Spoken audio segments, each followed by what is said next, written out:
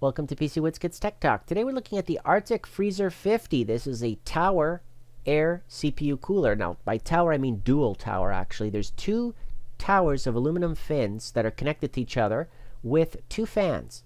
And not only that, but this is an addressable RGB CPU cooler, as you can see right there. It says compatible with your Asus Aura Sync, your Gigabyte RGB Fusion. You can see there the MSI Mystique and also the ASRock as well. So you've got different types of motherboard manufacturers that have support for that on their latest boards, and you can install that on there. Now, what I like about this, obviously the dual tower design, 6 heat pipes going in there, so they're actually 6 millimeters in width, those 6 pipes. We're going to look at this more in depth anyways. In the box, you're going to see here what I'm talking about. Easy to install. Yes, it is easy to install.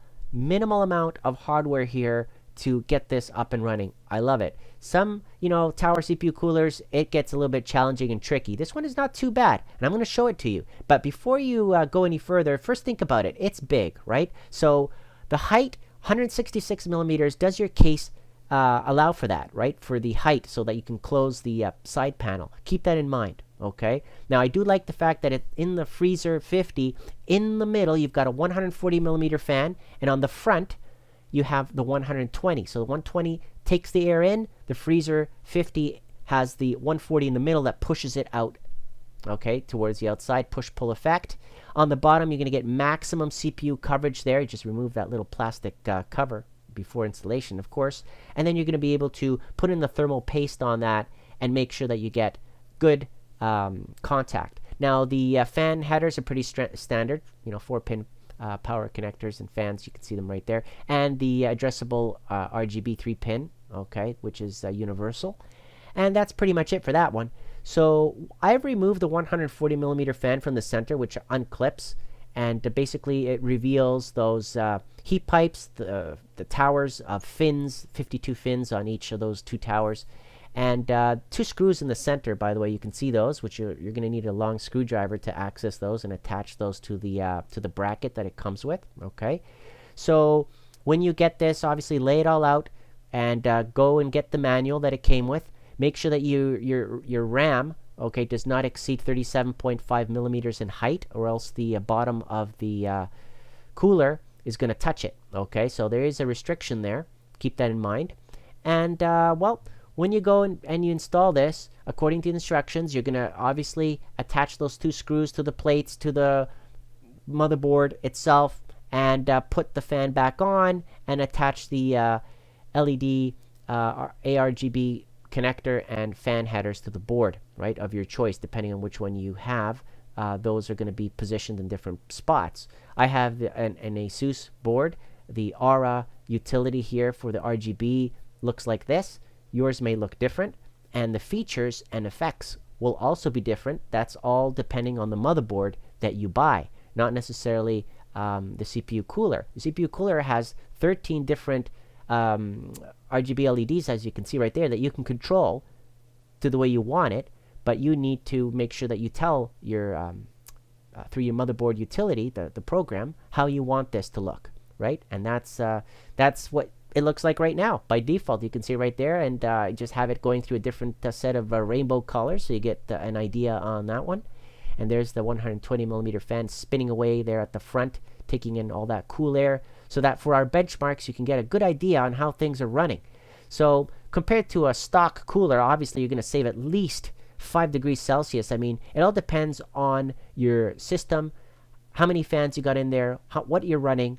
On idle, on this system, 30 degrees Celsius on idle. Okay, with the stock cooler, it's running about 35 degrees Celsius on idle. So it's obviously saving considerable amount of temperature here.